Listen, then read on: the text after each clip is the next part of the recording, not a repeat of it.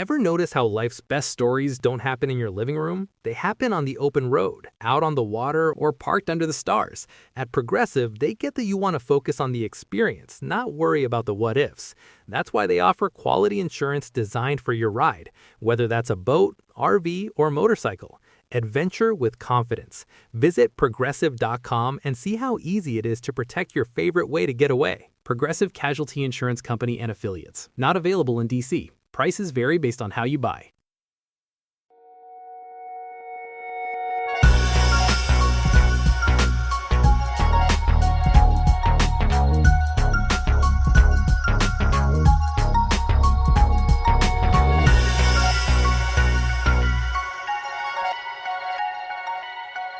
Welcome to the Detour, everybody. Hey, I'm so glad we're here. Wow.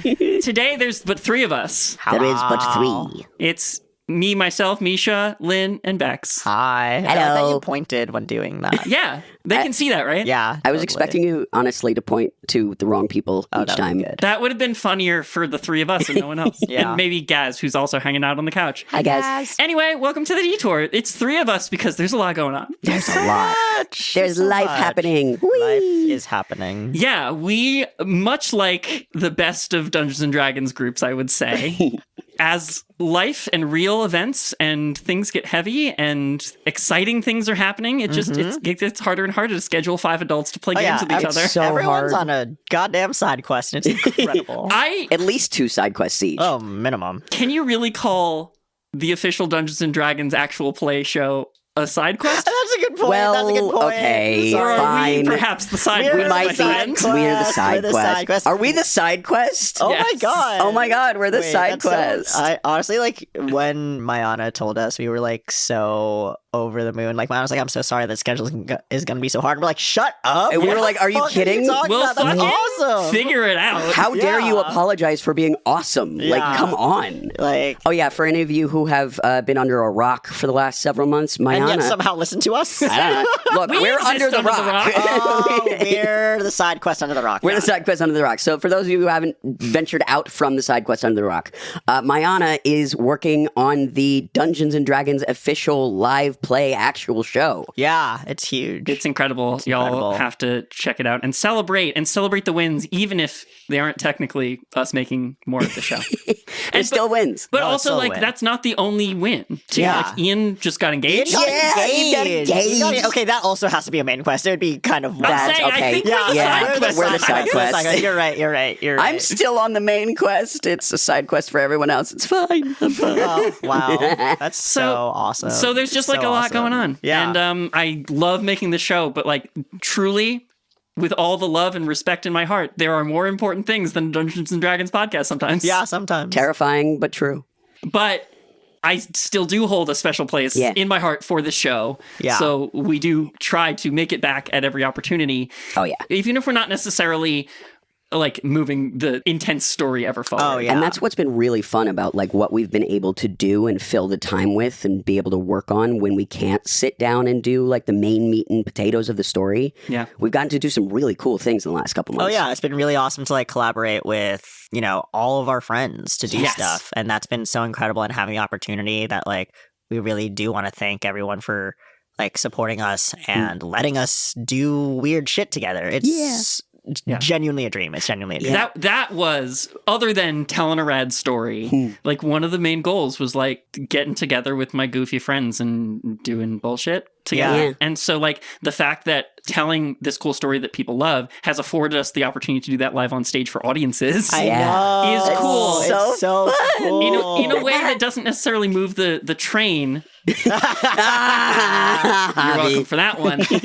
Move the train forward of the story ever forward on its tracks, but like it is still fulfilling goals of the show. So thanks for coming along. I know it doesn't look like forward progression, but it feels like that in our hearts. Yeah. And it honestly does help us figure some other things out in the show itself. Like before we were even recording this one, we realized it's like, oh my gosh, it's been almost to 2 the years. day of Yeah, we're recording this on the 2-year anniversary of when the first episodes dropped. Yeah. Oh, that's wow. Yeah. Isn't that and special? And we were even doing it for Wow. 6 months before that, so we're like 2.5 years into making Yeah. the show. Wow. Yeah. We have a Okay, 2.5 I month, 2.5 year old. a toddler. Wow, we have a toddler. We have a toddler, guys. A little Ad Astra toddle. I forgot to baby-proof the house. Shit. Oh, God. No. Misha, your shins. Damn. Anyway, so let's talk about the live shows, I guess, Oh my first. gosh. It's Yeah. been so fun. It's been What was so it? fun. The intro that you, like, what you realized while we were doing the live show that you're like, this is who we are. Oh, yeah. So one of my favorite things about doing these most recent live shows is I was trying to come up with pithy copy for people who came to see our friends at Storyquest Live but didn't know who we were. Yeah. Trying to come up with like a tagline for our show that wasn't necessarily tied to New Prosper and Campaign 1. Yeah. So I started describing us as some silly friends that take story really seriously. Yeah. And that Yeah. felt really right. That is very accurate. Because also, as we keep going in the story, all of the now come with me to my editor land. Okay. Yes. I exist on much like trains. I exist on a series of tracks, and Hey, do you have autism? shut the fuck up. Not a single person in this room, including the cat, doesn't have autism. Okay. So anyway, so as I move your dialogue from like the main tracks where you're talking into the character bit of it to put the filters on it, they have separate tracks. Everything I tend to move down is very serious, and all the stuff that stays on the main track is us as players trying to alleviate the tension for each other. So like that's another thing. Like we are silly people, and we are taking story really seriously, but like there has to be room in the podcast for the levity as well, and inside the story as well. And the live shows afford us that as well. Yeah. Oh gosh, those are so goofy. So let's talk about our two live shows since we detoured Yes, last. The yes. first one was Crossover Chaos. Oh, Yes. Story Quest, we love you. Story Quest, also, my one of the hearts. things that Mayana were like, girl, you're really like working with Mayana is always such like even just saying like such a joy does Yeah. not cover it because Yeah, it's she not is quite enough. like so professional and hardworking and thorough and she just shows up in like ways that I'm like are truly inspiring. Yeah. And like collaborating with the folks at StoryQuest, like we've had Reed on the show, obviously, so it's and we're friends outside the show. So like also when we were in rehearsals and stuff for it. Yeah, I will say this. This is the first time I've ever rehearsed for Dungeons & Dragons. Yeah, I was like, Yeah. you do rehearsals? That's so We had multiple cool. I rehearsals. know. It was We so played fun. the game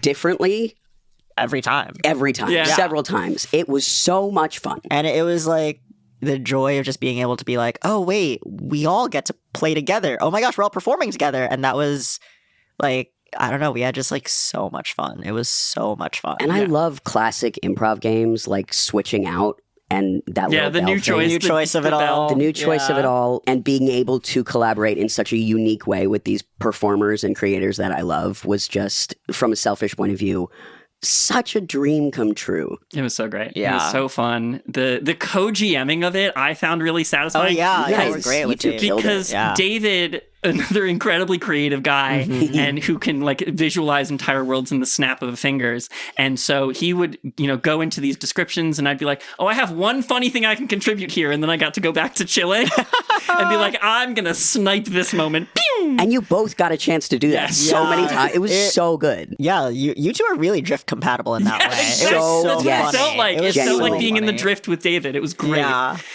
So it was a lot of fun. We got to do it again, I think. Yeah. Yeah. Thank you to the Elysian Theater for having us. Yes, Thank you to the Elysian Theater for, Love you. again, allowing us to be Lynn's side quest. Yay!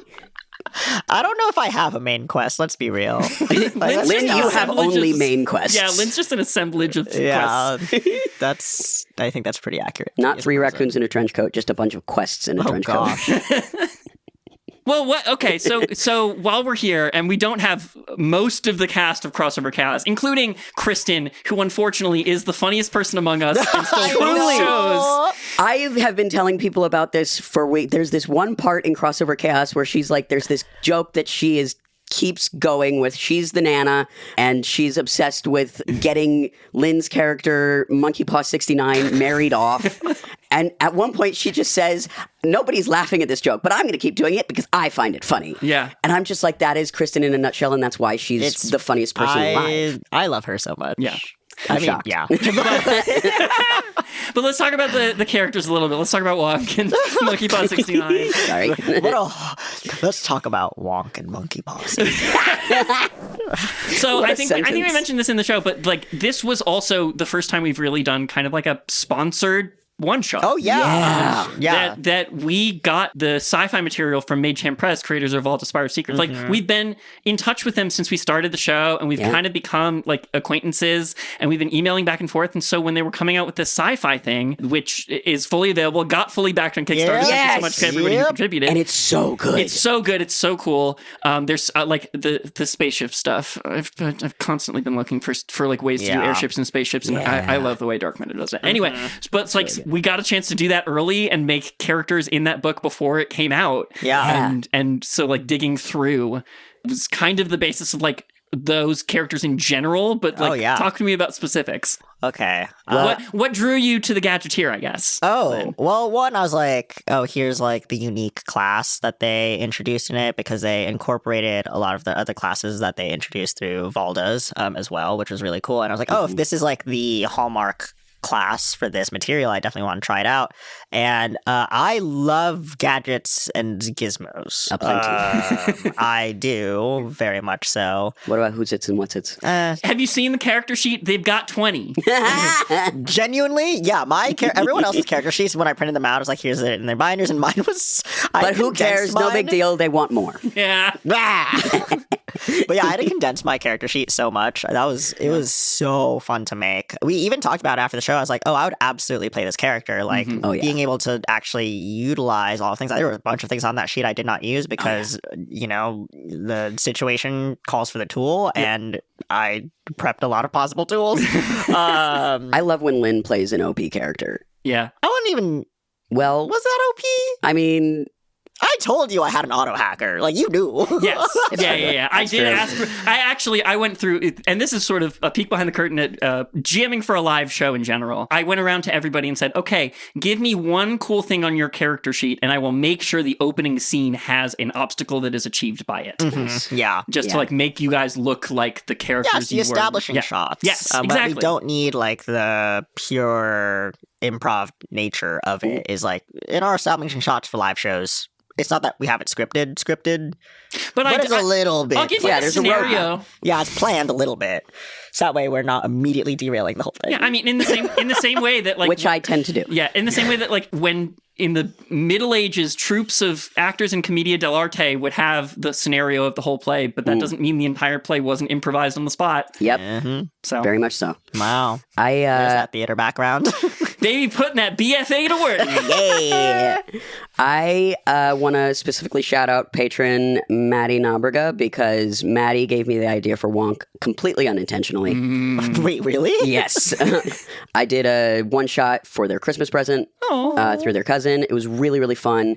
And the way I tricked them into telling me some of the ideas that they wanted to do in a one shot was being like, hey, we're doing a one shot for Wandering Path. What are some stories that you would love to see? Wow. And Maddie went in and pulled their notes of like just random thoughts that they'd had. And one of them was a robot desperately pretending to be a human. Oh. Whoa. And I loved that so much I stole it. Yeah. Donate to the Patreon and you too can have your ideas stolen. That's a joke. For legal reasons, that's a joke. That's a joke. You can give us permission, though. Yeah. In writing. I did get permission. Okay, great. Speaking of hearing from our patrons and wanting to be where the people are, I'm leaving. No. I'm going to go. Come back. we got an email from a listener that was specifically about the live show, so I want to pull it out of sequence wow. here. Yes, This is from listener Victor Spencer. Thank you so much, Victor, for writing in. Thank you, Victor. Not Q&A, but just wanted to tell you how much I loved the Crossover Chaos live show at the Vault. Thank you so much for the show. Y'all are incredible in person. Sorry I didn't say hello, arrived late, and wasn't sure if talking to the performers at the end was allowed. Didn't know if the venue had to close or something. Thanks, Lynn. I mean, like, okay, if you attend a show at the Elysian Theater, it is best etiquette to leave the space, but feel free to hang out outside if On the performer on the sidewalk or in the parking lot or around. We'll have some other spaces available later this year. But it's best etiquette to vacate the space so that we can clean it. But if performers or producers want to hang and talk, they will meet you out there. Yeah. This has been your moment at the Elysian Theater with Lynn Raffel. Anyway, Victor goes on, I knew it was going to be great. As a big fan of The Wandering Path already, but y'all absolutely knocked it out of the park and are so impressive live. You each made me laugh many, many times, but to call out a few specific things. Lynn and Bex killed it with their characters, Gear self-intros. Love Mayana defending the two separate stories to Colin and later Amalgam as AI slop. Yes. And Misha riffing off and collaborating DMing with both the players and co-DMs was masterful and hilarious the whole time. Oh, that's so As always, sweet. Misha's voice acting was stellar throughout. Keep it Genuinely. up. Oh, okay. Yeah. Oh, yay! All right. Oh my God. Thank you, Victor. Thank Wow, you. you're blushing so hard Yeah, right now. I have been a voiceover director for a long time, and I mirror my actors when I do it, so I forget that I do voice acting. You do sometimes, it, so yeah. I'm confronted And you're by good at it. Thank you. Y'all are rock stars to me. Incredible talent, skills, and energy in a fanboy to rock star way. I love you all so much. I can't wait to catch a live show one day with the whole crew, because I also loved Ian and the live ones I'd listened to in the podcast releases. Yay. That's so sweet. So thanks. Okay, we're gonna take a cry break real Yeah, quick. genuinely. So thank you for riding with us through these live shows. We've had a lot of fun. I'm so glad you enjoy it the same way we do. Yeah, I know. we are attempting both to get back into spaces where we have an established footing so that we can grow in those spaces and also find more accessible ways to get to the people. Because we love doing conventions, but we are also aware that the ticket price is pretty high. Yeah. So That's we're- a big commitment. We're actively working on ways to bring that ticket price down. Yeah. We Yes. will let you know as soon as we have more info. We're brainstorming, we're problem solving, we're making it happen. Scheming. But Always scheming. but speaking of growth at the live shows, let's talk about Cracked. Yeah. Oh wait, I still have some of your eggs in my backpack that I need to return to you. Oh my God. You Wait. still have some No, of the eggs. I literally forgot that I needed to return some eggs to you. That's so funny. As we're pulling out eggs, I just need to. You remember when Misha said that they went over all the character sheets and asked, like, what do we have that we do? That's not something that happened for Cracked. No. I wonder if you can tell. No, I didn't ask that for Cracked. I was a little busy. I was focusing on different things. It's There's true. a lot going on that It was a weekend, lot going on. too. I sent Misha my character, and I was like, this is going to be a weird one. Is it approved? And Misha was like, I mean, it feels like it'd be fine for a long campaign, but if you can make it work. And I'm like, okay, that's not what I asked. Oh, you were What's- on one. What specific ways were you waiting for me to stumble across when you sent that character sheet? I fully stocked that character and that character sheet for PvP. Yeah. And it was very obvious from everything that I had listed. That's great because this live show was also, of the live shows we've done, the one designed most to have you guys do PvP. Yeah. Like that was great. I decided, what if Mrs. Doubtfire was real and clinically insane and Wait, had a brick? more than normal Mrs. Doubtfire was clinically insane? Yes. And had a brick. And had a brick for a pet. Yeah, I did love the brick. The brick was great. Love that. Shout outs that's to the good. brick. Yeah. Wow. Dairy. Yeah. Oh, And wow. what about Guy Ferrari? What was it? Butch Ferrari? Butch Ferrari. Butch Ferrari. I love her. I do. I need to. She is truly in New Prosper. She's there. The pit and spit is there. Yeah, that's real. JJ absolutely probably experienced her Ring of Keys moment at the pit and spit. Oh my my God, God, yes. yeah. I didn't plan that when I first made the characters. I was actually like trying to figure out some stuff like on the way over, like how, as far as mannerisms and everything. So Kristen was helping me workshop a lot of that. Truly helped me out and helps the show out in so many ways. And yeah, when I landed on Butch Ferrari, one was to deal Beck's psychic damage. And it did. specifically. Well played. That one was a targeted attack. And that's another fun thing about the And it was live good. shows, because what we've all stumbled across is this new meta mechanic of like trying to break each other on stage when we Oh, can't. absolutely. Yeah. I mean, for San Diego Comic-Con, when Yeah. Ian made me sing, Yeah. which is my worst nightmare for And you the killed record, it, and I by the did way. it. And I was like, Well- one, I'm doing a character voice, and two, you're making me sing in Yeah, this? well, I feel partially responsible because I did break the suit by surprising you with Reed on stage. yeah, no, Yeah. that was good. Yeah. So it's kind of my fault. But those we're- are the joys of like being friends and being able to play together and like being able to take that in stride. Like, you know, Yeah. like during Cracked, like Mayana and I were just like, at any given moment, we were just looking at each other like, what is happening between you and Ian? Like, the animosity was so funny. I love Ian so much. I love that Ian is always down to just do something absolutely spectacularly stupid with me. Yeah, Ian's very down to clown. Yes. The reason he wasn't at Crossover Cast, he had a last-minute family conflict, and so Kristen humbly stepped in. But, like, I think after Crossover Chaos, we were bringing, like, a renewed energy to the live shows, and Ian was like, oh, I see we're matching this. Oh, yeah. Ian was like, oh, I see y'all's freak. Yeah, exactly. Ian went, yes, and! Yeah, exactly. Which is, I mean, my favorite thing about him. He'll always commit to the bit. Nobody better tell him this, but I adore him. Yeah, it's okay. He doesn't listen to the Detour season on How's this right? And the reason I kind of like took my eye off the PvP ball a little bit, I was trying to do live music on stage for the first time. That was really cool. It turned out so well. I feel like in the moment I was really nervous about how it was coming out. Like I was really in my head about it to the point where I kind of lost track of how much shit Bex was pulling.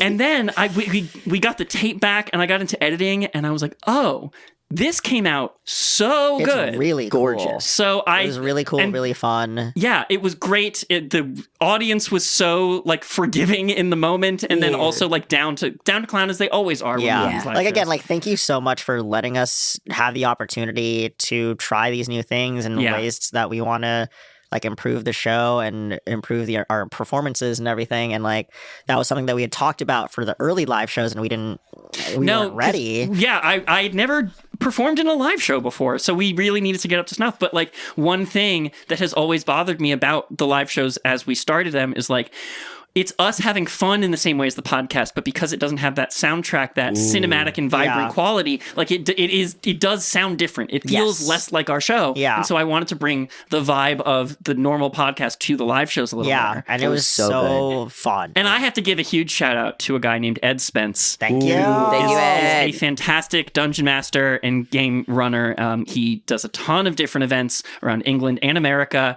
I saw him perform at PAX Unplugged. He GM'd for Mayana in a Fallout role-playing game session where he did live music while he was presenting, and cool. Between that and his magnetic quality, it was like the best live TTRPG performance I've ever seen. It really inspired me. And then I emailed him after the fact. I was like, "Can you tell me how you did that?" And he did immediately. He was so nice and so friendly. So I sent the finished episode to him last week. So. Oh, that's so lovely. Like that's the cool thing of like with Crossover Chaos, with meeting other shows at conventions and getting to know everyone. Like that has also been such a joy, is like how welcoming so much of like the other like producers and creatives and talent like is such a generous space. Because you know we all love what we do and we all want other people to do it, and how much support we get like from audiences. But those audiences are also made up of other people and other shows that are doing it. Like is so fun. Like it's such a fun creative community. So we're hoping for bigger and more and better live shows. That was definitely not our last live show of 2026. Certainly not. So stay tuned. I'll try to rein in the chaos only a little bit because that was really, really fun. You used up your quota. Give some to some other people. Save some for your friends. Well, we need to let Mayana loose. Yes. Yeah. And because she's in so much more, so many projects and so many, like, frankly, more visible projects that, like, she needs a place to go apeshit. We can be that for her. We always want to throw on the Mayana show, and she's like, please. Leave me alone. I'm so tired. Anyway, God, those shows are so fun. We can facilitate some lunacy. Oh, yeah. All right, how's this for a transition? Speaking of letting y'all be unhinged and unleashed, let's talk about the Villain two-shot. Ooh, I'll take it. Yeah, that's a good one. That's good. So another thing we were doing kind of while the main story of it was slightly derailed for personal reasons and people blowing up and getting engaged and having rad shit happen is we took some time away and we did a prequel. We played it all in one day. So it was a one-shot when we played it. But then we split it into 2 episodes because it's so good. Which also just made sense, I think, for listenership. I hope that made it clearer as to what was happening. The original pitch was it was going to be like the deep past in Act 1, and then we were going to come back from commercial break, and it was going to be present day. And both things ended up too meaty, and so we split it. But let's talk about the villain one-shot. Wow. Yeah. So much fun. First Okay. of all, Lynn, thank you for being my daddy. We finally got Lynn in In the Bracha Shemar family. Okay, wait. I do have another brief break-in from our mailbag. Our patron, the Queer Mess, sent us a message recently and said, "I can't believe it took me this long to recognize the comedic genius of Bex giving their characters the initials IBS." Yes! Finally, my genius Bex is being pitched recognized. that before episode 1. Yep. And Misha tried to say no. And I tried to say no. And I refused that no. Somebody finally realized your I'm brilliance. so happy. Thank you. So we finally got Lane in on the clan. I finally finally in on joined. the IBS. Yeah. You finally joined my BS. Yep. Unfortunately, I've been here the whole time. Exactly. So, I want to know, how was it playing the people you guys have been fighting the whole time? How did your knowledge from before that informed how you were playing them? How much did you learn from what I gave you from being those villains and giving you each of you secrets from each other?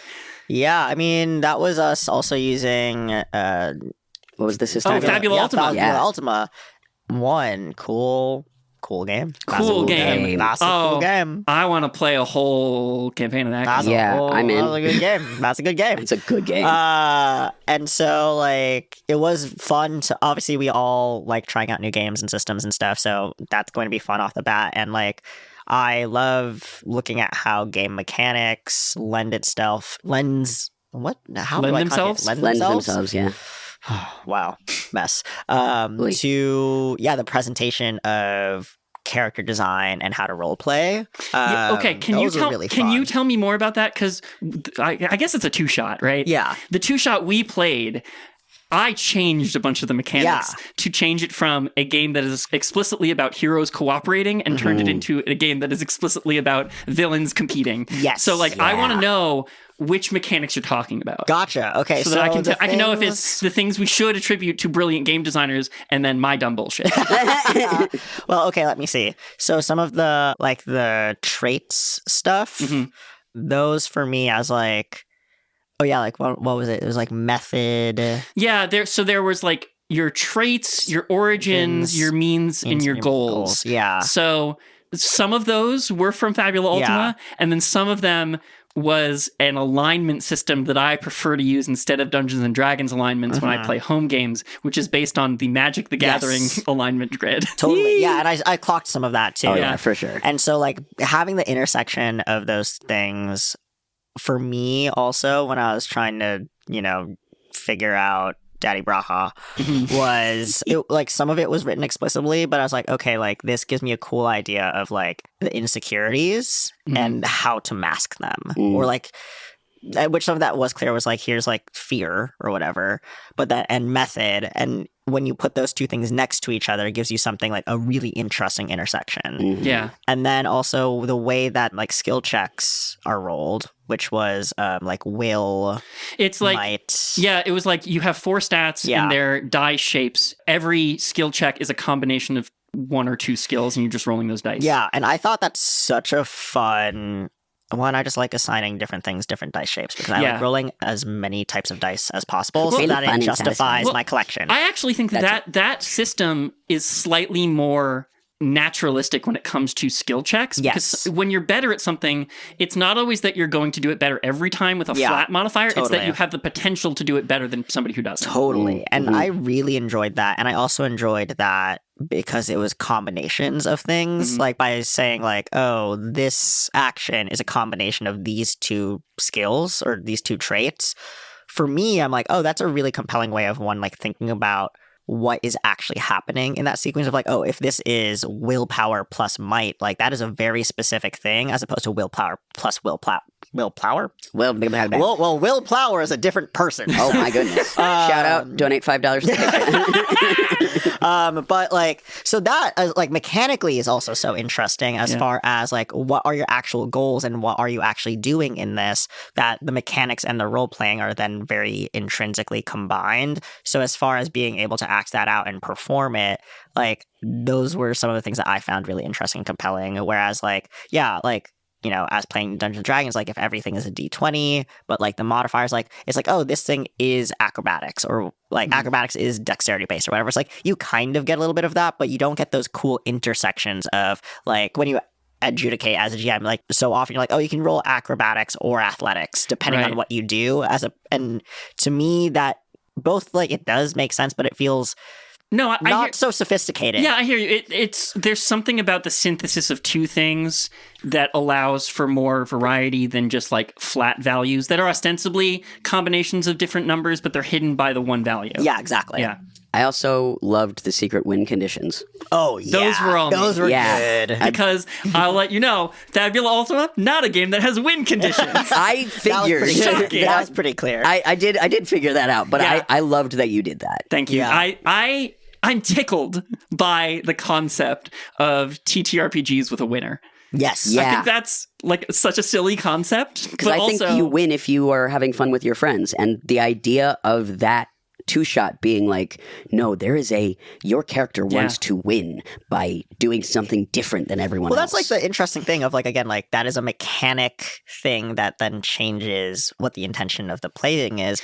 If you create a win condition, it's competitive. Yeah. Which makes sense with the story. This was a competition. It super was. That's the thing, is we were trying to tell the story of a competition, but I was just becoming obsessed with Fabula Ultima. I was reading through the book pretty obsessively, and I just think it's so cool. It's like, you know, as much as Dungeons and Dragons is like the foundation of so much genre and media and games, like I am seeking ways out to play other things outside of it, just because I'm not a huge fan of monopolies, just in general. Including the Monopoly that Hasbro makes. Yeah. No, I do actually like that game. I know. Really? I'm a weird. Yes, I'm a weirdo. I kind of actually like the board game Monopoly.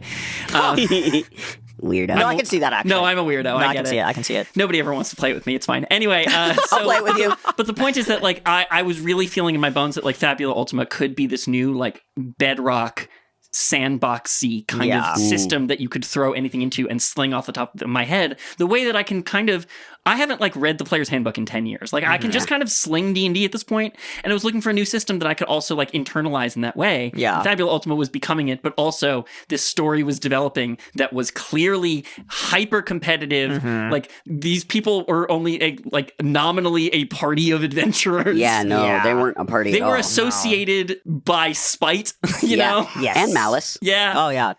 So, and that was my honest pitch. We had a week off where Ian was had to bail for personal reasons, and we just like were figuring, you know, we've done that before, where we've just like had things sit out, but we were getting up to this dungeon that we were all really looking forward to.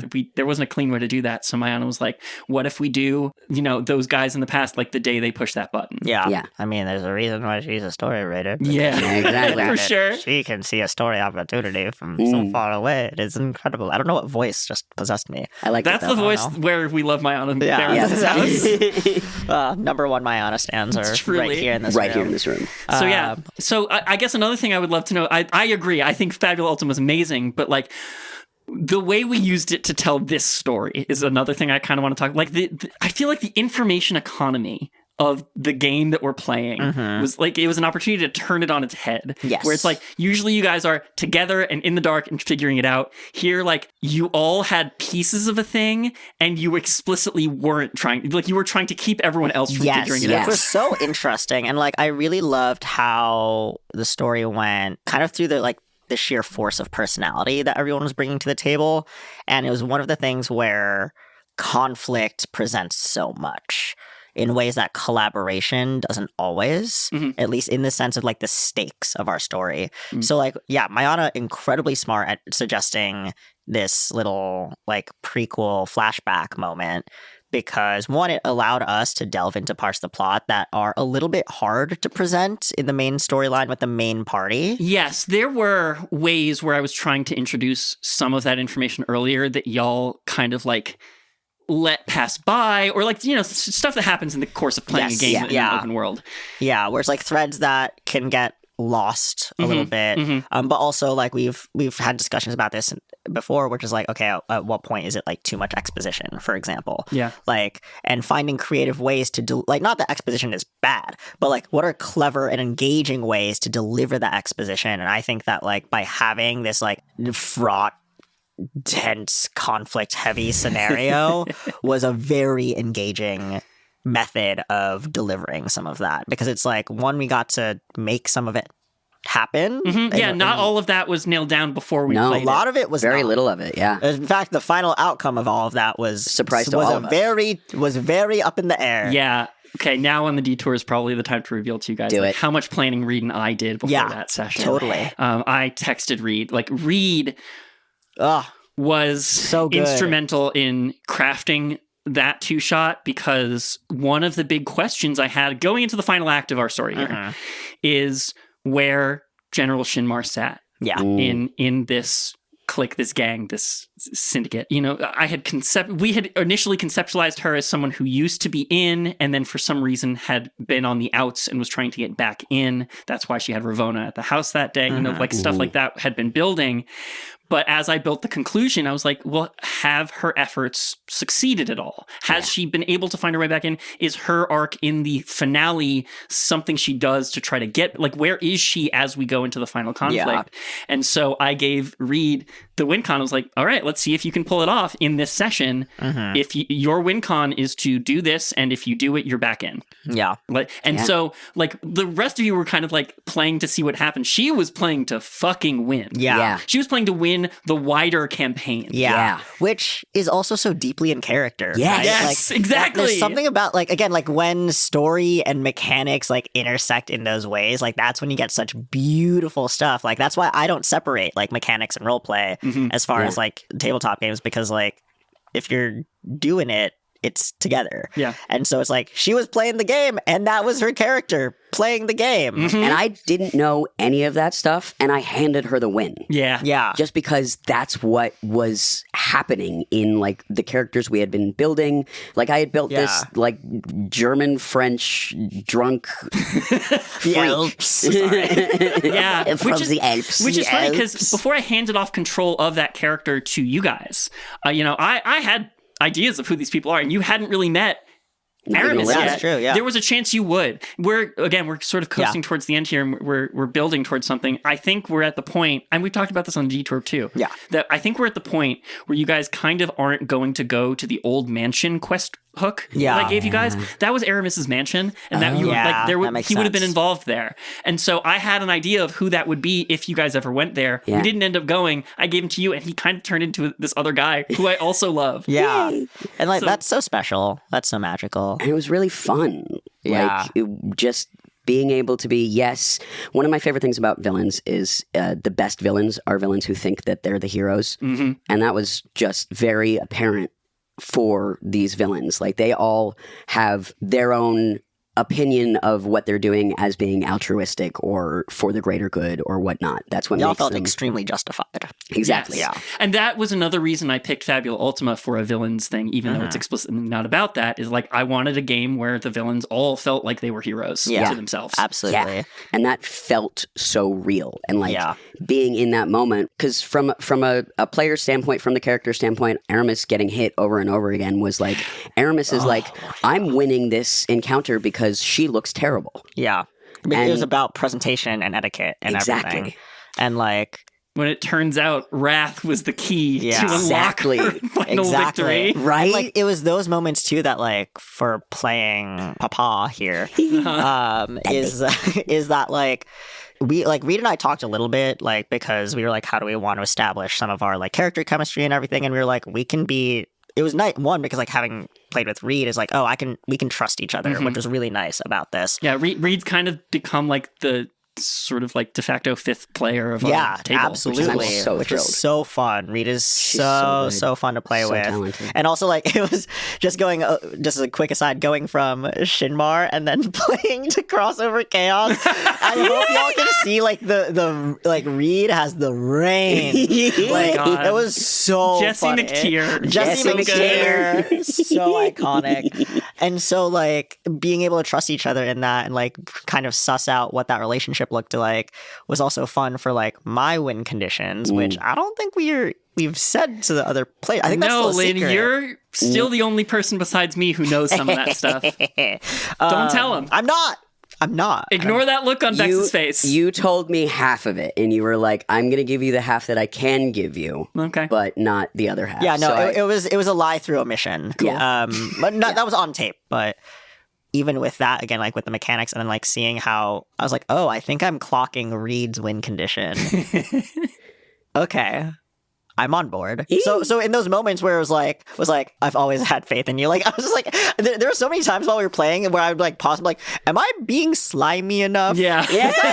Was that good? Was that too far? How do I do this? That's how I always feel. Yeah. Where it was like but it was so fun for everyone to be like, no, more like go bigger, do that. Where it was like keep going and like having support. Was there a bit in the second half where like I left the room to like go to the bathroom or something and like the four of you looked at each other and were like, okay, so the gloves are off in the second half, right? Yeah, I was kind of like that. We were yeah. like, all right, let's do it. Where we were just talking about that. I don't know, maybe this is like a fun lesson to take to other tables, which is like we're cooperative, we're hanging out, we're supportive. And part of the joy of that is like, all right, so no holds barred for this fight. Like we're doing the PvP, we're getting nasty. What parts do you want me to be nasty about? And like, you know, like. And the other part of that was like, you did leave the room and we were all like, okay, it's been 60 years. What's changed? Exactly. Yeah. So that was really fun. That's cool. And I didn't know about that stuff. Yeah. So that was Mayana and Reed who definitely led the charge on that conversation. So. Like, how did we want to play those differences? Like, what of our perspectives change? Like, who's kept up with who? Like, how have our relationships changed? Like, because that's what we did with the first half was like, what are the relationship dynamics? Which you also do for the live shows often, which is like, let's figure out the chemistry aspects between the relationships between the players. Yeah, that's why if you'll notice, we often open our live shows with like a green room of some kind or like some waiting period before we get to so that there's a chance for the relationships to be something before we start doing stuff. Yes, and those are things that we usually try and workshop together beforehand because it also just like helps us focus. Yeah. It gives you it's so you don't have to make up literally everything the moment the lights hit your face. Which is like if we were doing improv just by itself, like we could handle, but like it's the learnings from like improv training where it's like, who are we to each other? Yeah, is huge, and it's a little unlike improv in that like. You're coming in with character statistics in advance. Yes. You know, the characters do have certain amounts of information established already. So, like, going in, you need a little bit of that on the emotional side as well, just so you can do something. Totally. Yeah. It helps. It helps, and that was so fun to play as villains. Yeah. And it was cool also being like, and that's how this story started. Yeah. Was so, like, afterwards, we were all like, that was chilling. Saying the words. Yeah. Ooh. That was, as I was planning it, I was like, and I'm going to make them say it. That was like, so the one thing haunting. I know is I'm going to make them say it. I still get so haunting. The chills so still haunting. thinking.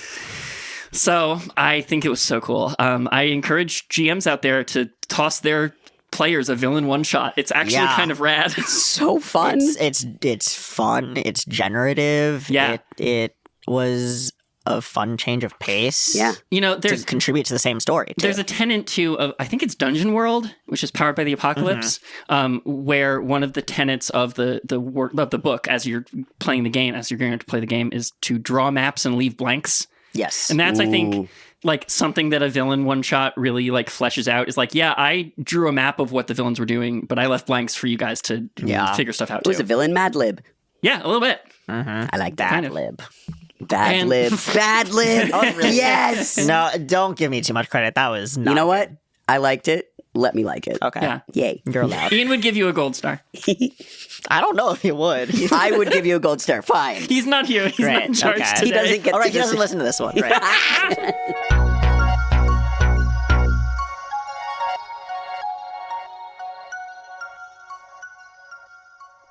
Hey there, it's Misha. This is the rest stop. Come take a break beside the path with me, just until we catch our breath. I just want to take this opportunity, here in this detour, to thank everyone who's been listening with us so far. The story and the characters of Ad Astra are so important to us, and we're so proud of what we've been able to do with this story, with this podcast, and with this community over the past 2 years. A shout out as always to our Voyage level patrons and above who are especially keeping us around. JWX, Claricite, The Queer Mess, Madison M, Judith T, Poor Dove, Spectral T, and Noble Lee. But seriously, thanks to everyone. You mean the world to us. Okay, that's it for now. Let's get back on the path and back to the detour. And now, with so much ado, let's talk about the dungeon. What to do about everything. Yay. We're back with our main characters. We've had 3 episodes of being in the pit. How's it feeling? What's going on, gang? It's bad. I'm feeling it. It's bad in there. It's bad in there. It hurts. How does a proper dungeon crawl feel in this campaign? No, that feels good. I like it. Feels so good. I like that we accidentally took a hostage question Yeah, mark? that was wild. What the heck? What do you mean? What do you mean? What the heck happened? What do you mean? What do you mean? What the heck happened? What do you mean? What do I mean? It was Ian's fault. No, okay, you and Ian were like, let's jump the big guy. No. Ian was like, let's jump the big guy, and then we had gotten over jumping the big guy. No, you also wanted to jump the big guy. Okay, fine. I might have wanted to jump the big guy, but I got over it. And both of you were like, or we can take him hostage. So there was already hostage taking on the docket. Okay, fine, but I got over that. And then we got to the next guy, and I was like, let's just talk it out of him, and then we get through it. And then Ian was like, no, we're gonna hit him. No, Ian was like, I'm gonna suffocate him with my slime. And I was like, I'll hit him so you don't kill him. Insane. Yeah. So funny. That first level, I just wanted it to feel populated. And when you populate a thing with NPCs, with a group that takes story really seriously, sometimes they pick up one of the guys and you have to carry that guy for the rest of the dungeon. And if you don't, it doesn't really have like mechanical consequences, but it definitely has moral consequences. Yes, it does. And again, do the mechanics of the story ever get separated? No, absolutely not. Because now what are we using our spell slots for? Saving the guy. Yeah, it's absolutely true. Actually, you're absolutely right about that. Genuinely, though. Or not necessarily spell slots, action economy. No, now but we're moving to magic points. Yeah, Spell points. yeah. Because, I mean, that was cool, because sometimes we make story justifications for our mechanical choices. Mm-hmm. That was one that came out of, like, you made a story choice and we've matched the mechanics back to that's it. always very fun to do. Yeah. And So- there are options. I love spell points. Yeah? I love spell points. Yeah. It just, like, allows for so much more flexibility while still maintaining like the sense of like stakes of like resource attrition. Mm-hmm. So, but I mean, it's still like, it still makes sense where it's like, oh, I'm out of my lower spell slots and now I need to cast spiritual weapon, but I now have to burn a 4th level spell slot to do it. Like sometimes that just like doesn't feel good in a way where it's like, it's a different kind of frustrating, and maybe that's not a good example because I think you get bonus damage when you cast it. But there are ones where you don't. There are ones where you don't, where it's like, that is part of the game to try and manage all of that, but sometimes it's just like a different slog, where it's like, oh, like now a bunch of things that I want to do are off the table in a way that also like kind of removes a sense of mechanical agency. Yeah. So spell points are a very fun way of like navigating that, where it's like I can cast a million tiny spells, but that also might mean that I will not have enough juice for the big spell I really, really need at the end of this dungeon. Yeah. Like, so there's still a lot of that kind of management, but like also when you're playing a multicaster, and your spell lists are so long. So long. Your spell lists are so long. And then you also have so many different spell slots. It's hard. It's hard out here for multicasters. It's hard out here for an OP character. Hard. It's so hard out here. You just gotta simplify it. When you can do too much, it's just terrifying. Look at you, fucking Lilu Dallas multi-class over here. I also love a liability. Magic being a liability down here. Oh yeah, the astral overcharge. Well, you're going to a cave full of massive energy charging crystals. Like, I didn't know what else to do. You know what I mean? It's great. Yeah, I agree with you. Yeah, it's fun now that we've sort of like, I've gotten more used to progress clocks. You know, we introduced them like in the prep phase, and then Fabula Ultima is all about that.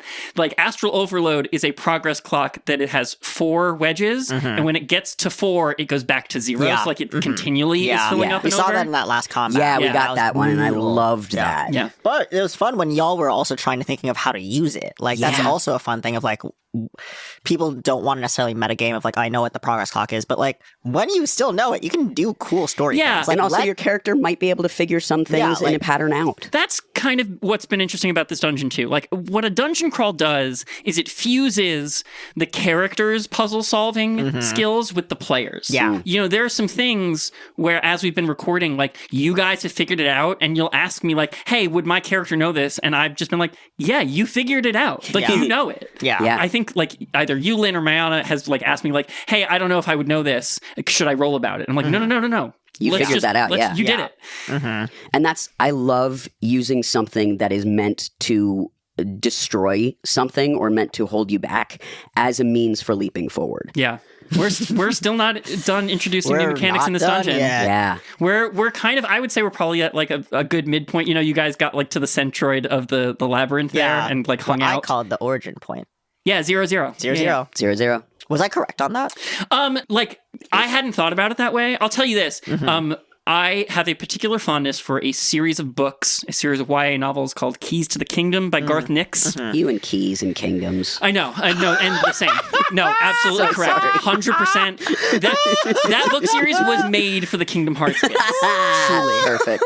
And it's like heaven is like a massive mansion behind reality where God wrote the rules for reality and then like gave her will over to like 7 trustees to enact, and then they like betrayed her and broke reality out into 7 equal pieces, and each of them is a day of the week. And so all the books are a day of the week. So Thursdays was like the military one, and like there was like a massive like 100 by 100 battlefield grid where all of like the grid pieces shifted around each other. So like I did kind of think of it like that. Yeah. And that had a plot point where the origin point was significant. Whoa. Oh, but that's I didn't put that in. Cool. Yeah. Love it. Wow. So anyway, to bring it back around. I love that.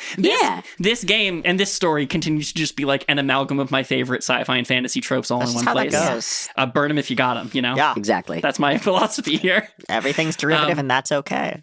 Yeah. And not just okay.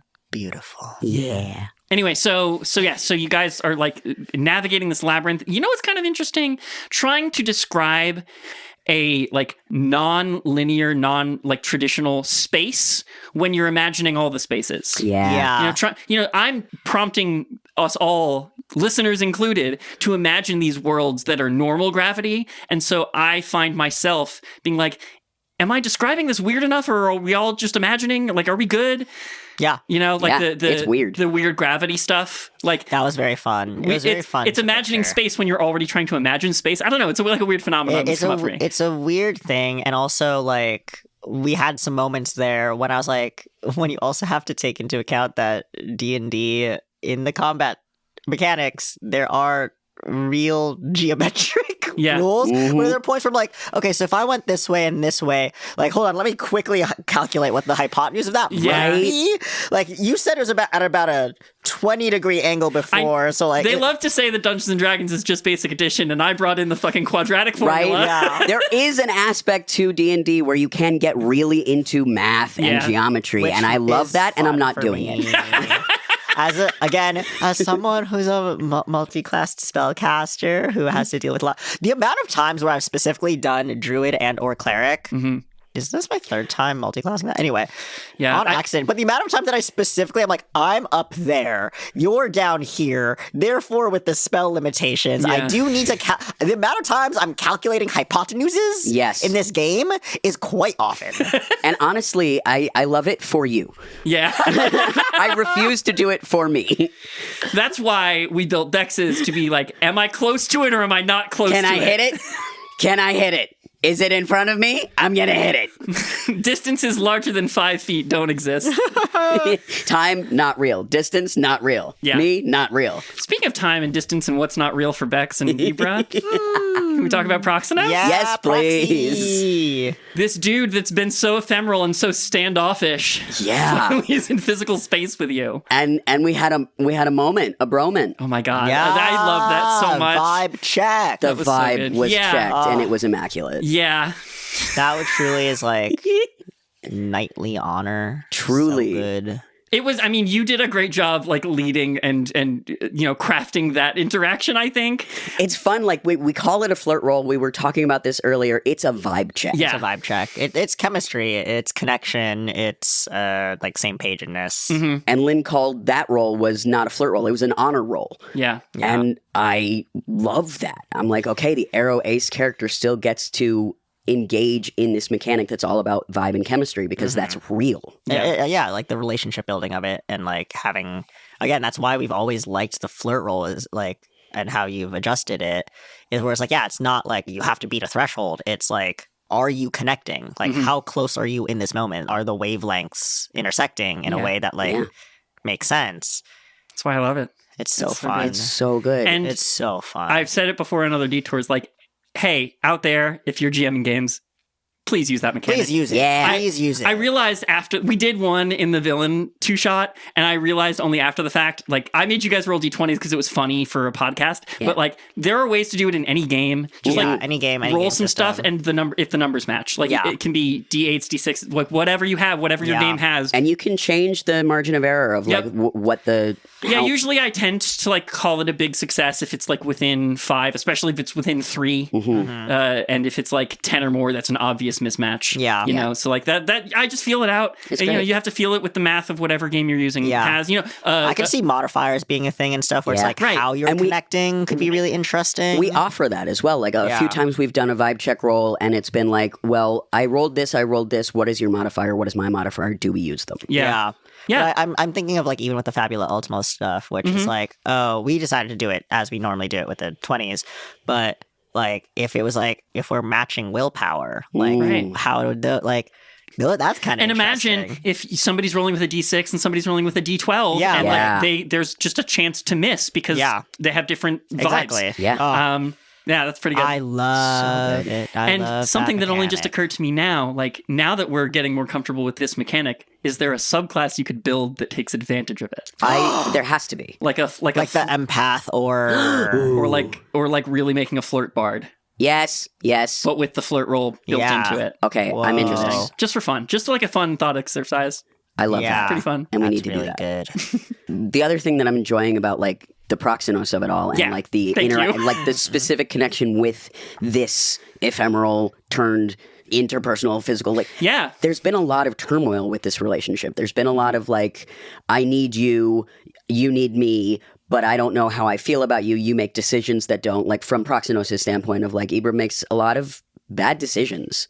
And Proxenos needs Ibra.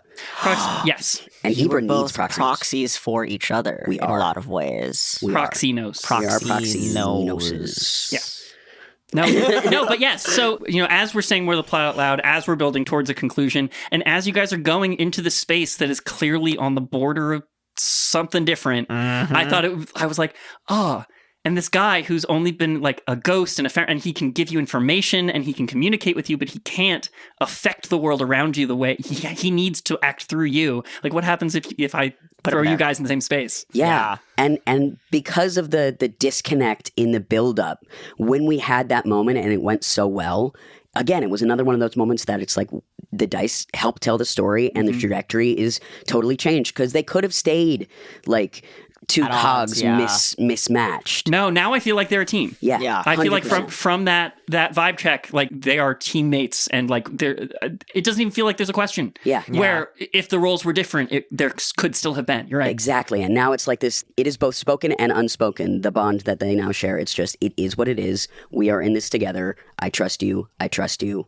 We got this. Yeah. And I think it'll allow Ibra some space finally to stop being in their own way in every other sense of their life. Gosh, That'd be nice. we can only hope.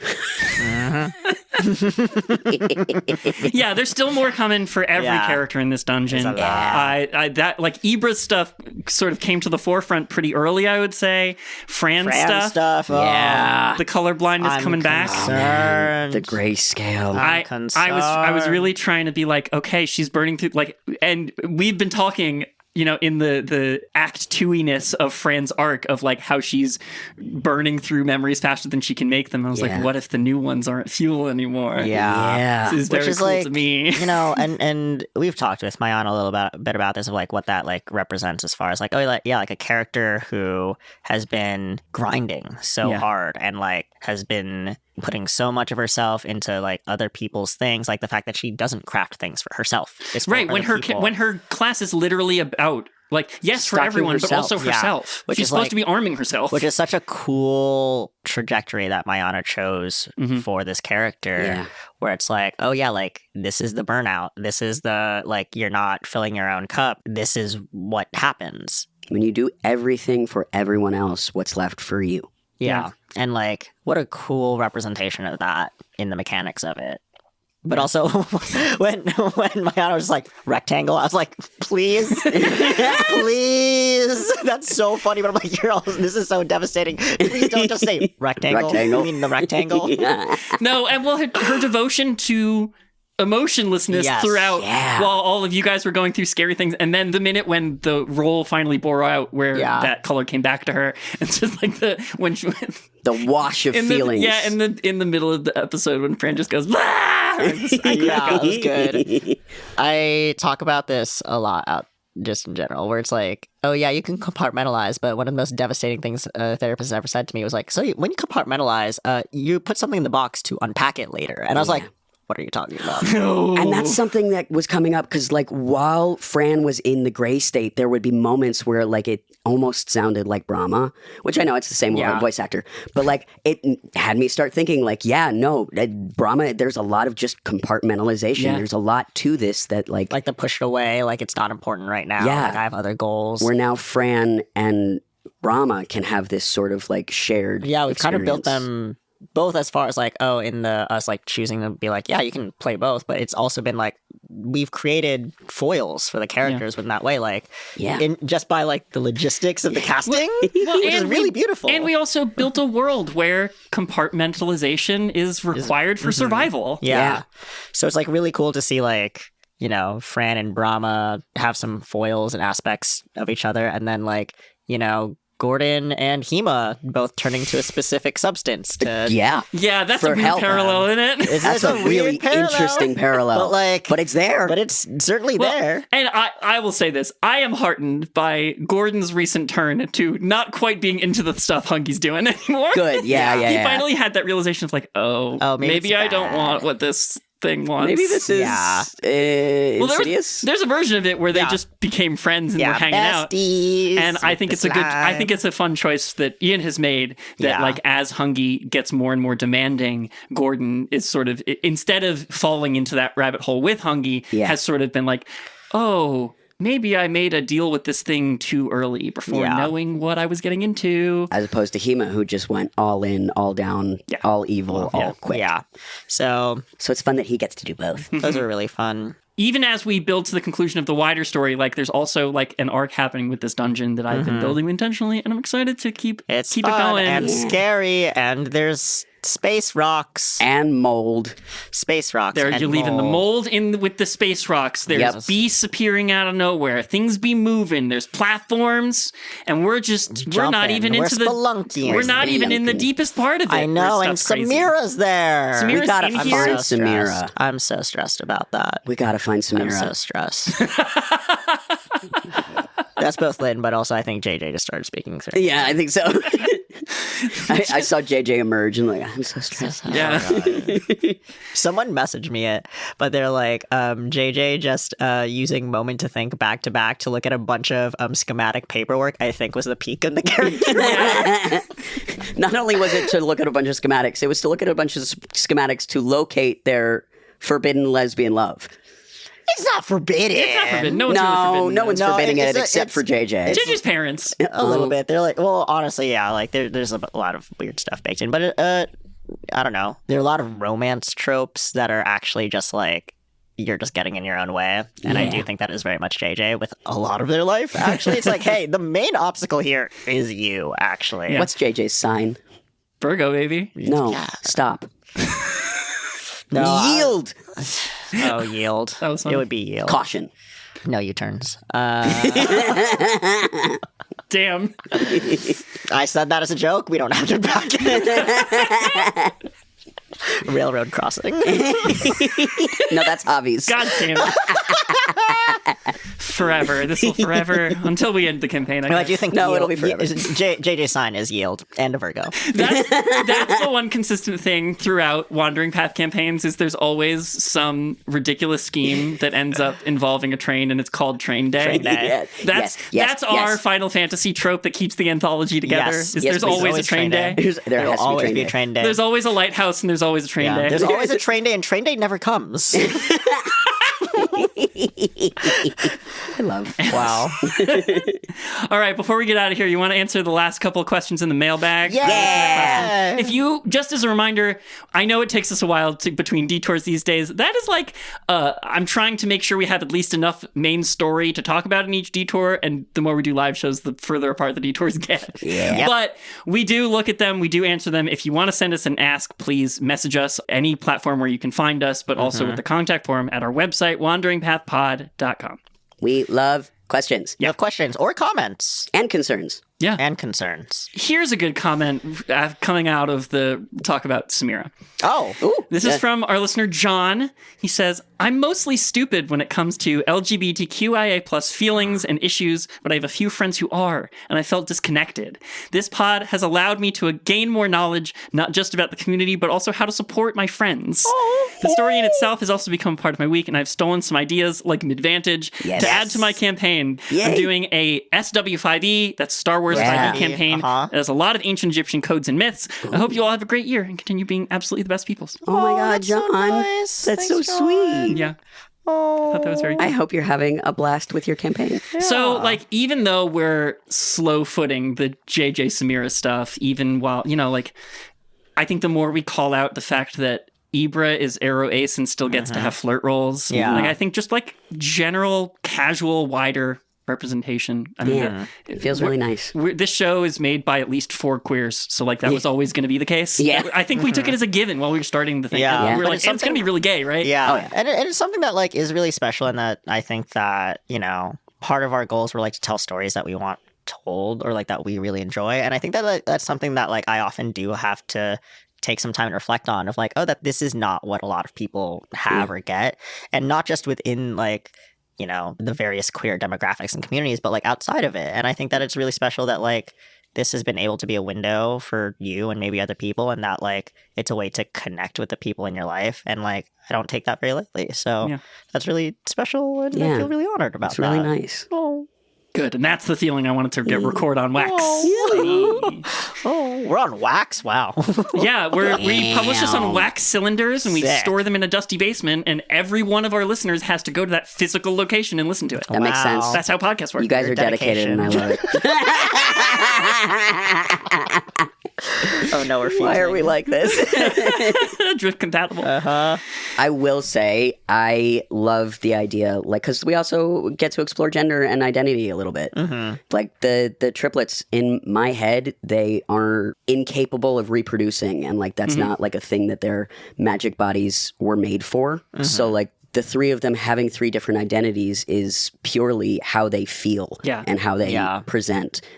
Not No. indicative of like what was told to them. Well, and I feel like that's the 3 of us, 3 non-binaries in a room, all vastly different genders. Yeah, yeah. You know what I mean? Yeah. That's the 3 of us. That is wow. That's so funny. So it makes me happy. and it's cool like that we see it represented in other ways, or like JJ using she they and what that means, but also like what that means in like family and culture and stuff. Like again, like I'm trying to be real Filipino about it when I can, in the ways that I can, but like. Those are all different components of not just like my own lived experiences, but so many others that I'm like drawing from. And so if people see that and recognize that as stuff that either they're experiencing or that they see the people in their lives experiencing, like being able to play that, regardless of whatnot, that's like the plot that is happening in the very second is like cool. Yeah. Yeah, it's awesome. I mean, like, no matter what plot is happening to you when you're Filipino. So, like, I feel like that's Whoa. real for the characters. You know what I That's mean? wild. What a You know what I mean? reveal. Like, And gay and trans. But I'll be frank, Word up. that might be something that white players don't have to confront a lot. That is Yeah. true. No, that is true. Definitely. Yeah. And so it's like being able to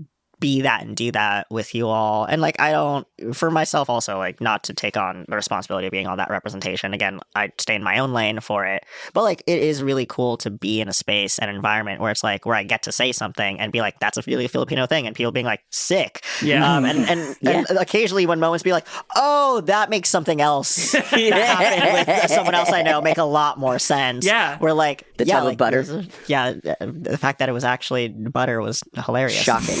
Genuinely shocking.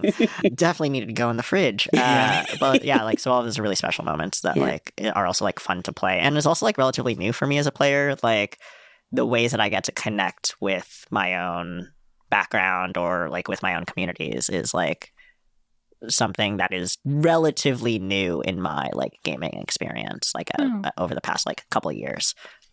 So that is, and it's really fun to play with. Hell yeah. Yeah. Thanks for doing that with us. Yeah. Thanks for doing it with me. Sick. Gay. Yeah. Yay. I have a related one about Midvantage. Oh. This is from our listener, Ollie in Norway. Yeah. Ollie in Norway. Hello, players and creators of my favorite podcast of all time. It's me, Ollie from Norway. Ollie from Norway.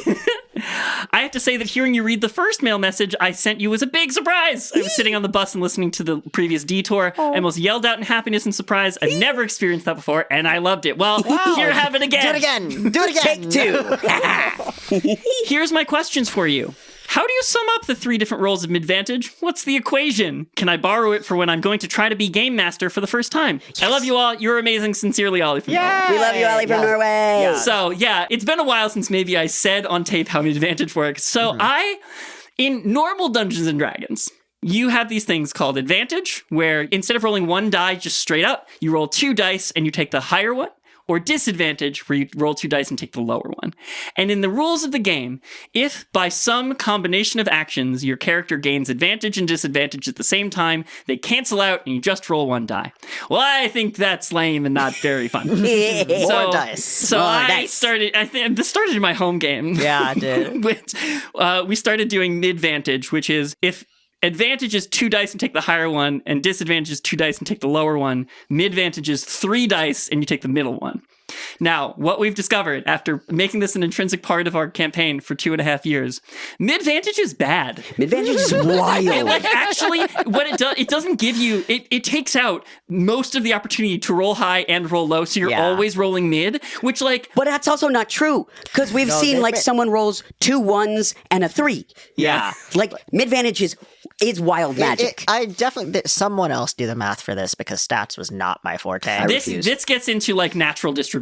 Exactly, where it's like, because the amount of times where in both advantage and disadvantages, people will be like, well, that was great for me because I rolled a nat 1 and a nat 20. Does happen. Yeah. Yes. Sometimes it's like, well, it's fine for me either way, even with disadvantage. I rolled 2 17s. Like, right. So it is interesting when you roll 3 dice, you still might get some aspect of it. It's like, oh, hell yeah, I rolled 2 17s and a 3. Like, that's not middling, but the stakes feel high when you roll it. Right, but, well, so I think Mayana has specifically clocked to the fact that, like, Midvantage does cut the amount of nat 20s you get. It's true. Yeah. Like, it can't not. There are definitely multiple times where we've rolled high with Midvantage. Or very low. But you're not rolling nat 20s with Midvantage, which is kind of the point. Yes. I feel like if But you you're wouldn't be getting, at disadvantage anyway. That's but like if you have advantage and disadvantage on a thing, you're gonna end up doing something in the middle. Yeah. And So- instead I of think just it rolling mechanically 1, makes sense. yeah, and that's the entire premise of just rolling 1 is it's that sort of moment for neutrality, and the idea of taking 3 insists upon that neutrality in a very specific way. It insists upon itself. Well, it does, because like if you roll 1, you could still get a nat 20, and then the disadvantage goes completely out the window, and the advantage just has.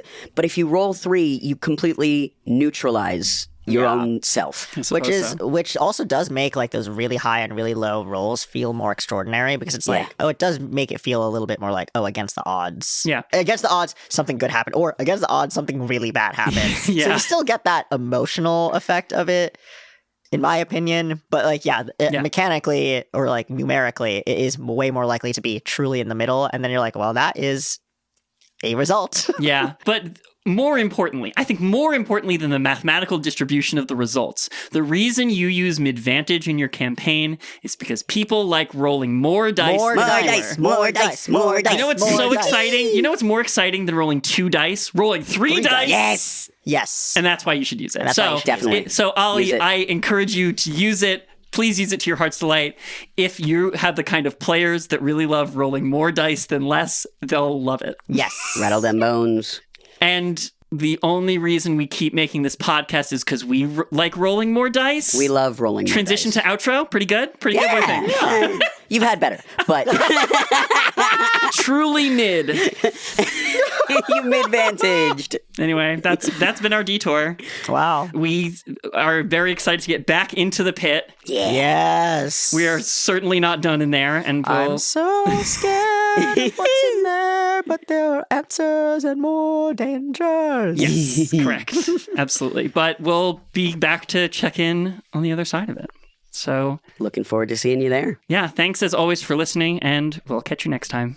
See you soon. Bye. Bye.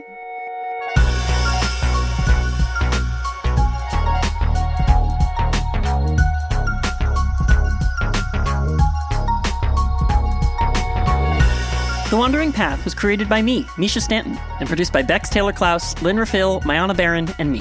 The story was game mastered and sound designed by me, Misha Stanton. It was played and performed by Bex Taylor-Klaus, Lynn Rafil, Mayana Barron, and Ian McEwen. Cover art by Lynn Rafil, transcript assistance by Darby Summers, and music courtesy of the Independent Music Licensing Collective. Our production and house manager is Erin Bark. If you like what you're listening to, please tell your friends and let them know where to find us. Our website is wanderingpathpod.com, where you'll find links to subscribe and follow us wherever the path leads. We're also on Patreon, patreon.com/wanderingpathpod. We're so grateful for anything you can do to help us keep making this show. Thanks for wandering with us. Till next time.